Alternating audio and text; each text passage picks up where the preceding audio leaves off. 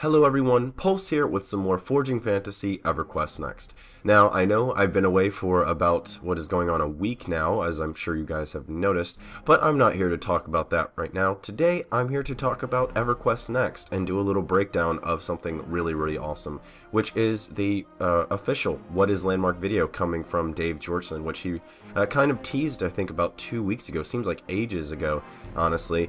And I would be lying if I said I didn't get really excited by watching this this little video that they put forth. But let's not beat around the bush. Let's get right into the video and the cool stuff that we can kind of pick from it. Now, right off the bat, they jump into one of the more recent developments, I would call it, for Landmark, and that is the idea that it is a proper MMO with a substantial progression system for both your building capabilities as well as your character's skills in general, such as additional attacks or the incredible, powerful ability of flight, which we've seen in their live stream. I'm pretty glad that they're hammering home this idea that this is not just a building game. This is not just a Minecraft clone with a different building system. It is a substantial experience in terms of an MMO kind of system.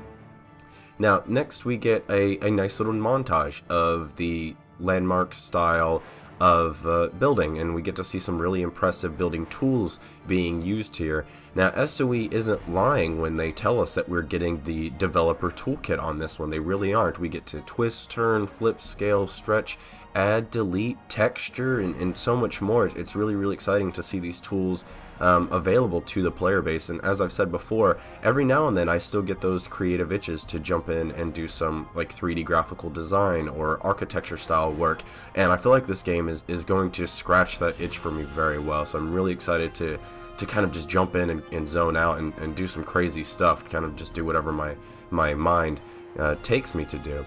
Now, some of the highlights from this kind of montage bit in the middle was seeing the control over the props. That was pretty cool. I'm glad to see that we have the ability to move those and not just have them like pre-established. Kind of, I was curious if we've seen before like a table with a knockdown chair. Like, are we always going to have a knockdown chair? Is that something that's placed separately? It looks like it's all going to be separate, and we just have total control over how and where we're going to place the props.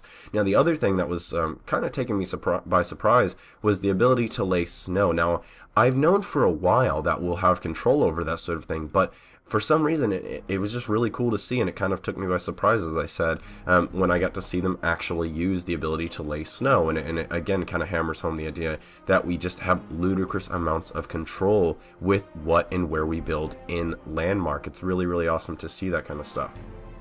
Now, exploring is the next big bullet point that they touched on. Now, this goes alongside the idea that Landmark is its own game and not just a long-running EverQuest Next beta test.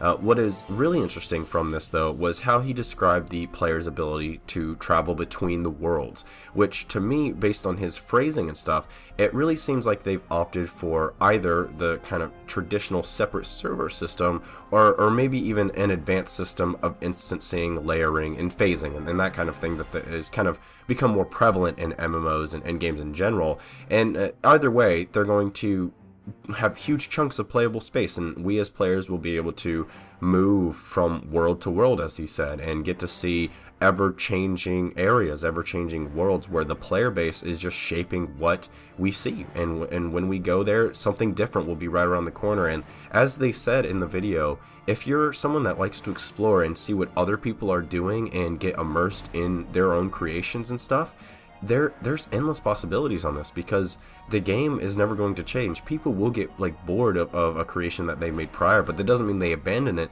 In this game, they can tear it down and create something new, much like the real world. So it's really cool to see that. And I'm curious to see how far it goes. How big is the scale? Because it seems gargantuan.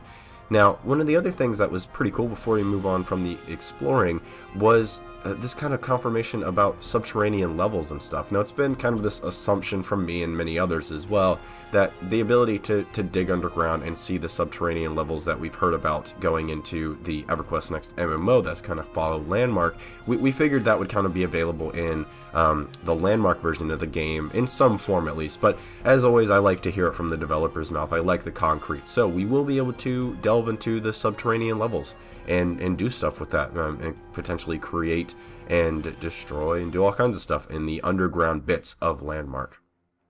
Now, next up was a landmark in the economy. Now, we don't get a lot to work with on the subject of an economical system in EverQuest Next Landmark, but it will have a working economy, at least some form. It seems to be that they're looking towards a player transaction style, have it driven by the player base and not have NPCs. Now, that's not to say there won't be NPCs, because there very well could be, but just based on what he was saying, how we will be able to set up a stall and sell our wares, be it crafted items, special ores or resources, or maybe even templates and that sort of thing. We can sell that to another player. It seems like it's very player driven on the baseline. Now, we also can't move away from the economy talk without them mentioning the player studio once again. And as everyone knows at this point, if you make something really cool and you make a template for it or what have you, you can put it up on the player studio and make some real life cash, which is going to play a part in the economy of Landmark. Now, finally, the last bit that I wanted to talk about, and what I think is the best part of the video, and that is the reiteration of Landmark's ability to give players all of the tools that the developers use. Now, we've known this for a while now, right? We've known that the very essence of Landmark is to let the players mess around with the tools that the developers use and create whatever our hearts and minds desires, right? Well, there are some actual cool tidbits, and I'm going to talk about them, mainly quote. I'm actually going to quote here. He says, all the AI tools, story and dialogue mechanisms, the PvP controls, all of that stuff comes into your pockets so you can make what we can make. Now, you may remember a while back that I said something about how SOE could potentially be looking to do their own version of like the Foundry from Neverwinter, and that doing a system like this where the players have the ability not only to build the world but also like the content in general would be a huge boon to the game's staying power. Now, we already have a ton to work with in terms of building tools for the world itself, as I kind of mentioned, but can you imagine the possibilities for player-made content if we had the ability to not only make the world, but also create the specific scenarios in it? I mean, we can build our own PvP war zones from what they're saying, the secret dungeons maybe, role-play style adventures, because they did mention dialogue and AI system, and so much more. The potential is just ridiculous, and it's these kind of aspects for Landmark that we keep learning little tidbits about every now and then that just get me so pumped for EverQuest Next Landmark, and I can't see what else, I can't wait to see what else we're going to get to play with in this forthcoming MMO experience. It really gets me excited. I personally want to mess with it, and even more exciting, I think anyway for me, is I want to see what everyone else does, because you have to admit that there are some really creative individuals out there in the gaming space, and there are people that will take it to the nth degree and just do some stupefying things, some absolutely amazing and mind-boggling things, and I can't wait to see what comes out of the community for Landmark. But I think I'm gonna end it there. I'm gonna say that's the end for me on this one, because I will easily rabble on for days in a fanboy style stupor when it comes to Landmark after learning such cool stuff from this video. But that's going to do it for me on this one, guys. Let me know what you're all excited for when it comes to EverQuest Next Landmark, now that we've seen and pretty well got a confirmation that SOE is going to add all of these different elements, all of these different things to accompany the building aspects of Landmark. Now, I've already expressed my excitement, but I'd like to know what is pulling you guys towards this title. If by chance, if you haven't seen the official trailer, make sure to check it out on the official EverQuest Next website. I'll have a link down below, as I always do, so you can give it a proper watch. Thanks so much for watching this, guys, and if you enjoyed this video, make sure to like, subscribe, share with your friends, and comment down below on anything discussed today or anything that's on your mind, really. Thanks again for watching, and I will see you on the next one.